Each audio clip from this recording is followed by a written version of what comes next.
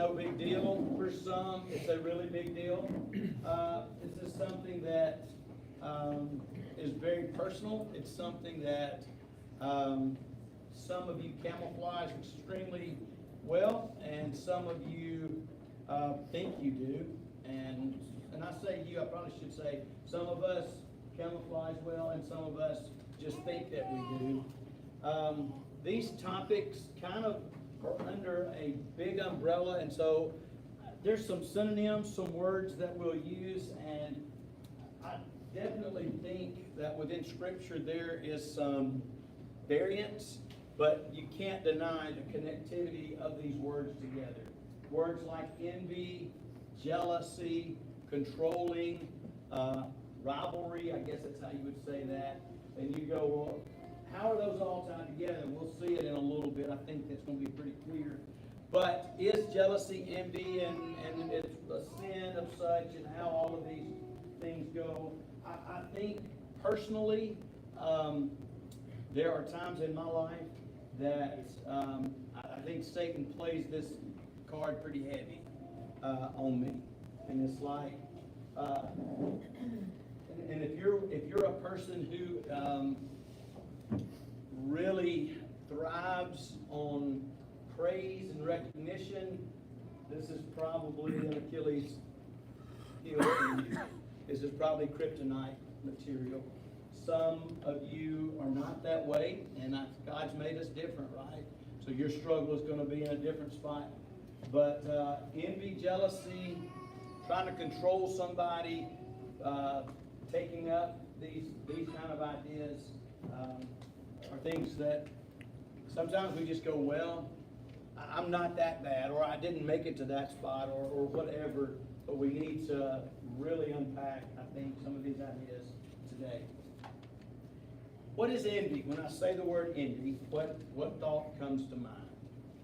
And you probably might say jealousy too, but I'm going to start with envy. Don't use the word jealousy in your definition of envy. I want what you got. Okay.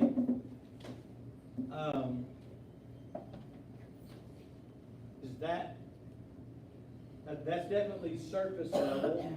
Is there any more to it than just, hey, I like that particular brand of cologne, or I like that shirt. I would like to get me one. I know, we all know that's kind of surface level envy. Go ahead. You mean I begrudge you? No, it's you're wanting what they got, and that's where I think we got to get a little deeper than just, oh, that's a nice iPad. I think I'd like to use it. I'd like to get one of those. No. That I'm right. That's why I'm trying to get further into that. Yes. Yeah, I think sometimes that I begrudge the fact that you have. Okay. There's the word I'm looking for. That's a good difference. Yeah, resentful, begrudging. I don't want a iPad, I want your iPad. Yeah, or even if I don't want it, I resent the fact that you got it and I don't. Yeah. Envy is painful, often resentful awareness of an advantage someone else enjoys. And it just isn't things. It could be someone's ability. You know, I can't sew for love nor money, but I can plant a garden. So I'm trying to see how I can do this. Right. Okay. So I want everybody to hear. When you speak, you can hear what everybody hears. All right. Jealousy is All right, fear say of what you gotta losing say. what you already possess. Yeah.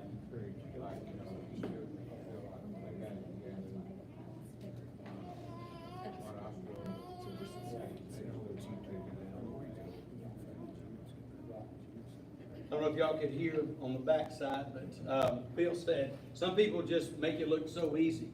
Just they get up and just everything just clicks, and silly songs are playing in their head, and they're just ready to go, and it just rolls, and life is great. And then we sit back on the backside and go, why not me?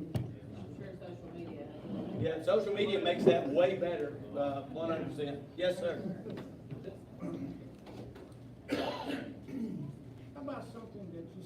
positive about someone and you feel like other people can see it too, you don't have it. But wow, so wish you did. Sure wish you did? Yeah. So that's almost what? That's exactly what word I was fixing to go to. So envy sort of can start with, oh, that's a knife, that would be something, and then it turns into, why do they always, I wish I had, and then we have gone from this sort of surfaceness. Man, why does he always get that praise? Why does she always get that recognition? Why is the boss always calling them out and saying what good they do at their job? I'm doing the same thing and mine is good too. Why don't they ever notice mine? I never get this, and all of a sudden we're into covetousness. Yeah. Sometimes we just resent the other person for having something we don't have. Here's something that I thought as I was studying and reading through that I highlighted. There's two conditions that tempt us to envy, I think. One, we tend to envy those whom we are most closely identified with. Tend to envy those with whom we most closely identify with. For example, some celebrities, maybe some superstar sports people, some super talented, whatever. A lot of those people I'm not envious or jealous of at all. I don't know them. That's not really, I mean, maybe they have some things that I would enjoy. You know, maybe there's some things, but I don't usually sit at home and just be like, I'm mad and I'm resentful of where they are. Yeah, I don't. But if I don't know them, envy though tends also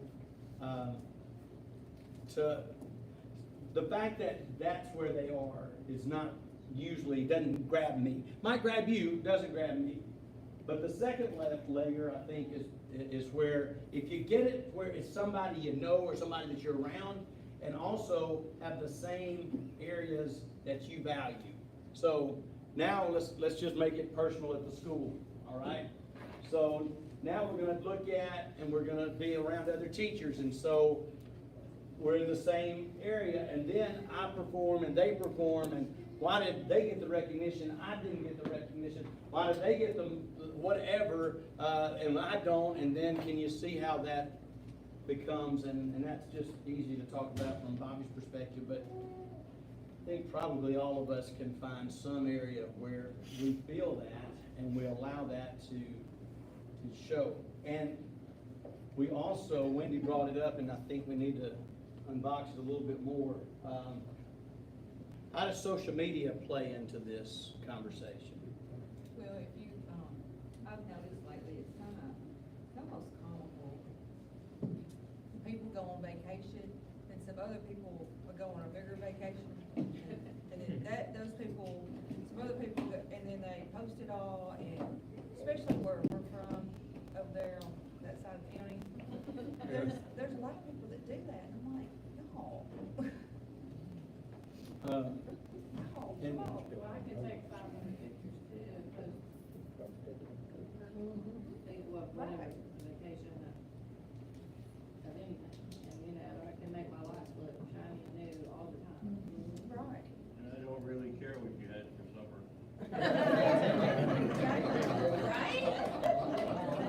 I don't care what you have.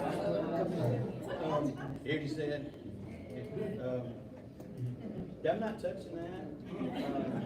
And you know what, nobody posts the kids arguing or the families arguing or things that went wrong. They only post the shiny, happy, all the wonderful things that happen. And so other people look at that and they think, oh, they had such a much more wonderful vacation or marriage or whatever, or family. They don't have any problem than I do. And so it makes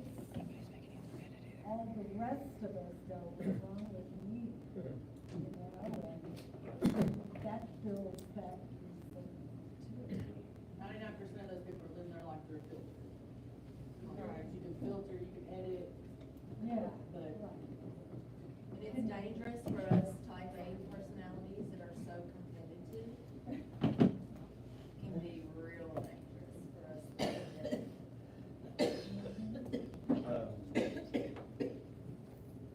Yes, no doubt. Well, actually, that's coming up in a minute, so I'm gonna leave that one there. Sorry. No, it's not bad, but I wanna talk about that in just a little bit.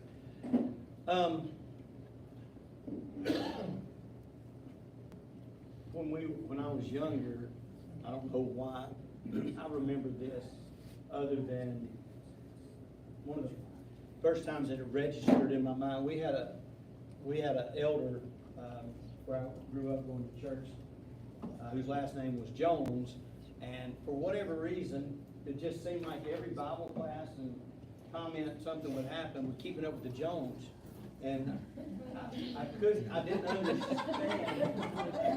what, like, that is, I'm telling you, I was younger, and it just, that phrase did not, now today it makes perfect sense. Obviously, I got a little older and figured out. But when I was younger, it just was a phrase that, for whatever reason, it seemed to be in a sermon, and then it was in Bible class, and somebody would say, keeping up with the Jones, and I never asked, I never thought, I was like, why are we, they're not somebody that I would want to keep up with necessarily, but not nothing bad with them, but it just was weird. And then, but that was kind of how it used to be. That was a phrase that was thrown around, and we're going to keep up with them. And then get a little older and start realizing what's really happening. And I think social media really amps up that. I'll go back to Brother Reginald Jones's house. If you never been to his house and never been around his property, never knew nothing about him, then you might want to try to keep up with him. But when he puts it right in your hands in your living room and on your iPad, now you know what's going on. And so I must be missing out, and I don't have that. And then it's easy, so easy to see that. That's not what it appears Facebook is. Because I know some people that are put out on Facebook that, everything's great, grand, look like they're rolling and going, and they're barely making their bills every month too, because they're not reaching the bill. Because they're trying to keep up With the Joneses? everybody else. Gotcha, yeah. Let's get the Bible open and let's look at where I think we need to look. We're going to go to Romans chapter 1.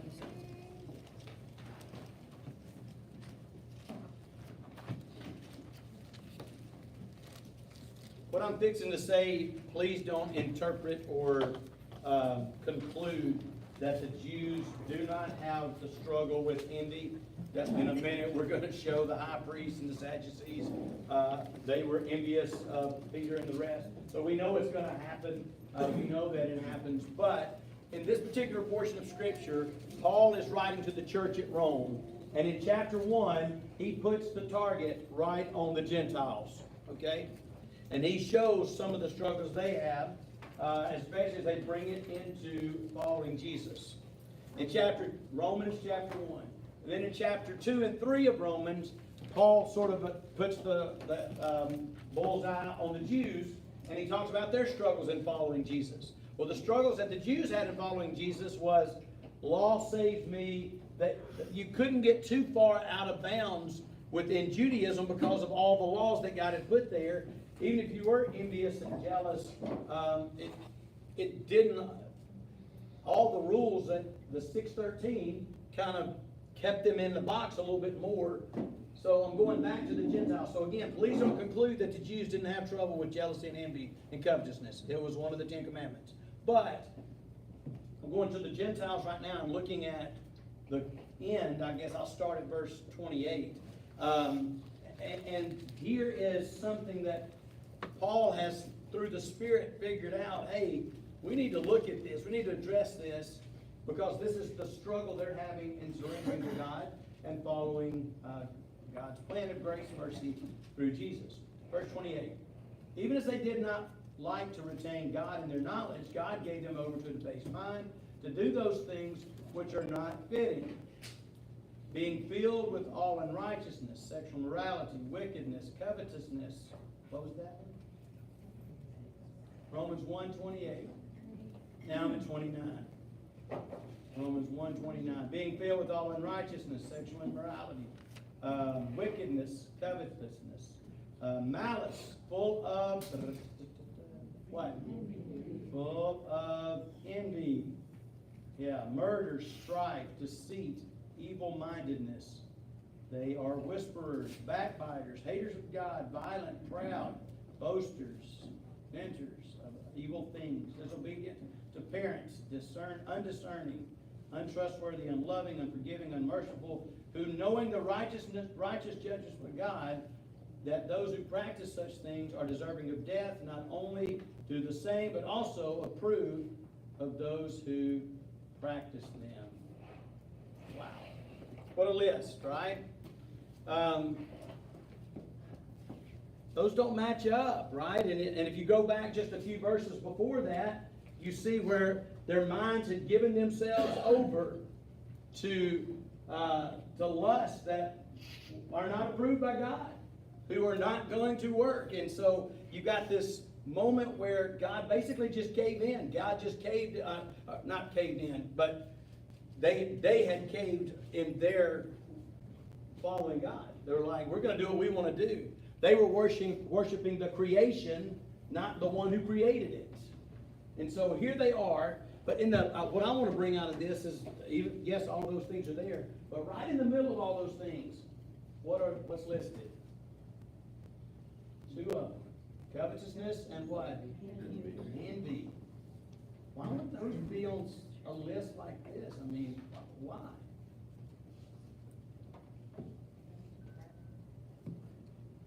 Those things can lead to that. It is. You know, we hear the phrase sometimes, the slippery slope, right? It's almost, in my mind anyway, it's that that thread that's hanging, that's the shirt tail, whatever, and you're just gonna grab the little, where it's been hemmed, and you just want to tear off this much. What ends up happening? The whole thing unravels. You're like, oh man, that wasn't what I wanted to do. And I think sometimes this is that spot for some, not so much. Like I said at the beginning, for some of you, you look at Facebook and you go, oh, that's nice for them. I'm happy for them. Good. That's great. I'm glad they're doing great. I'm glad they're doing well. That's not the case for everyone. Good for you that it is, but it's not for everyone. Go into another list, turn over Galatians chapter 5.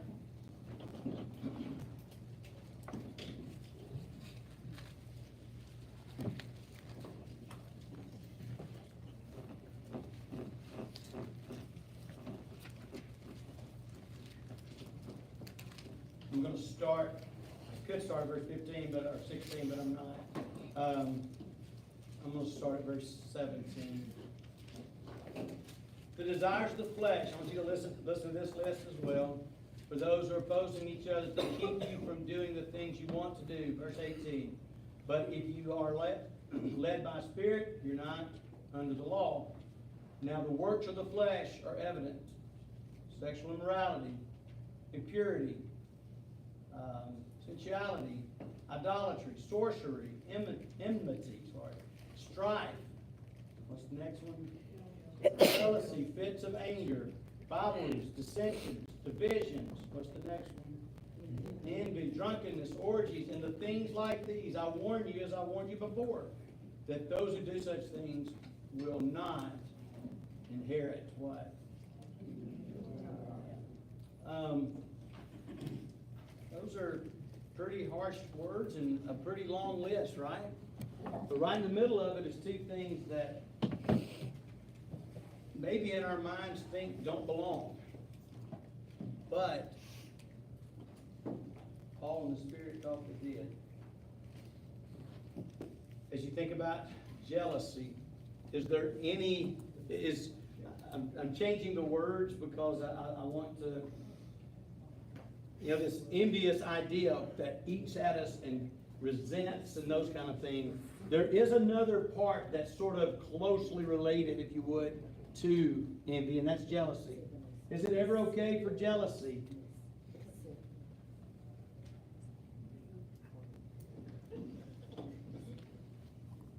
If you're jealous of their faith.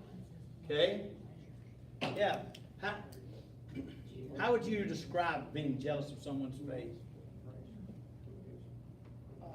How I look at you and your wealth of knowledge of the Bible. Okay. Does it create, I guess that's where, to me, that's, You can either take it to a negative or you That- can move thank it to you. a positive. thank you. Motivational, yeah. What does the Bible say about God? He's a jealous God. And in what way is that okay? We just read the bad list. But, jealousy was one of the ones listed there. Envy was listed. Covetousness was listed. What is the difference? And I think we need to talk about that just for a second. By the way, Exodus 20 verse 5 is where, when the Ten Commandments are given, no gods before me, that's where it says. That's it right Yeah. there. He's So- the best. Nothing or no one above him. Right.